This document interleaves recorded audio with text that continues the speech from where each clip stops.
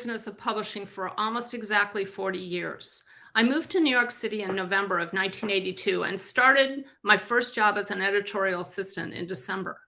To say that this career has been both challenging and fulfilling is an understatement.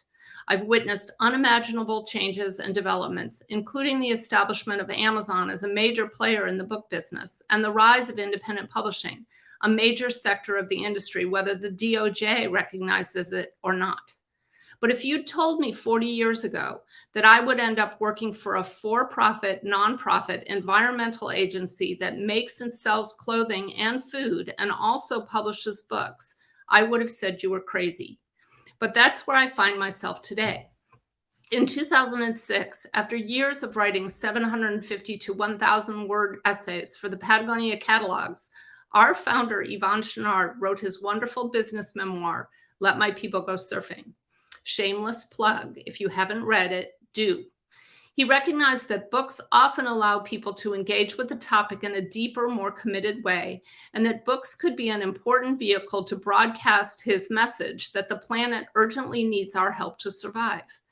In 2007, Patagonia published their first book, Yosemite in the 60s, about the origins of big wall climbing and about climbers' growing awareness of the effects of climate change on the places we play. Over 15 years and 60 books later, we are still committed to great books as great tools for communication. We have a robust program scheduled well into the future. Inspirational storytelling is at the heart of Patagonia and also at the heart of publishing. From the beginning of time, humans have communicated through great stories.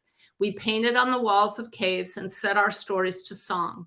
Stories were shared around the campfire. Fish tales were told along the banks of a river. Surfers talk story, and adventurers relay their amazing experiences. We have used stories to gather, to coerce, to educate, and to amplify. Stories help us connect with our past and imagine our future. As far as we know, storytelling is unique to humans, and it is at the core of the human experience.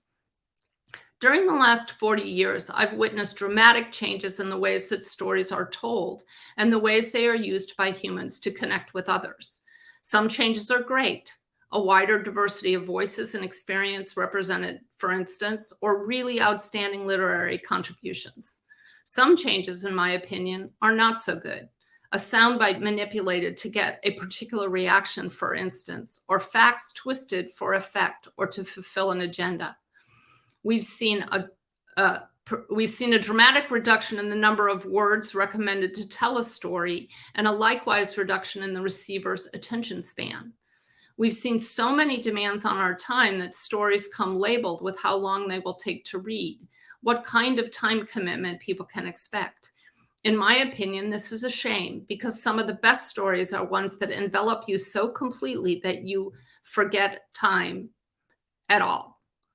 I've had people tell me they can't understand why Patagonia publishes books when all people really want is posts, pins, and tweets. But I say most stories need more than 140 characters and 1 or 2 photos to be told. Don't let anyone tell you that people don't read anymore. Yes, there are people who would rather sit back and watch a movie or a series made from a book. But many people discovered or rediscovered reading during the pandemic, and there are others who always loved being transported to another world from the pages of a book. These are our people, and we need to commit to creating for them the best products we can.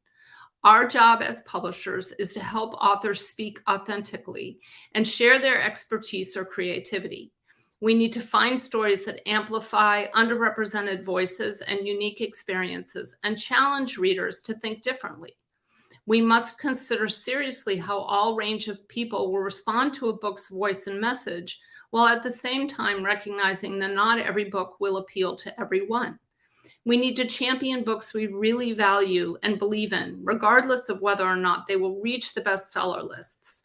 Instead, we have more ways than ever to find each book's unique audience, and we should ask readers to help spread the message by sharing books and recommending ones they love.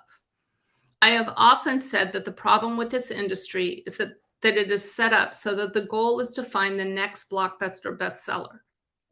What we all should be working toward instead is what I call reader creation and development.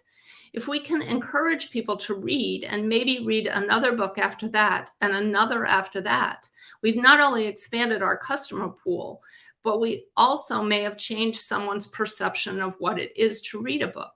Not a chore, but an adventure. Not hard work, but relaxation. Not homework, but a chosen pastime. Publishing a book that transforms a reluctant reader into an avid participant in the pleasure of reading is so much more rewarding and should be so much more valued. And this comes from great storytelling.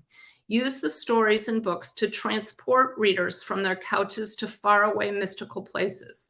Intrigue them with the twists and turns of life.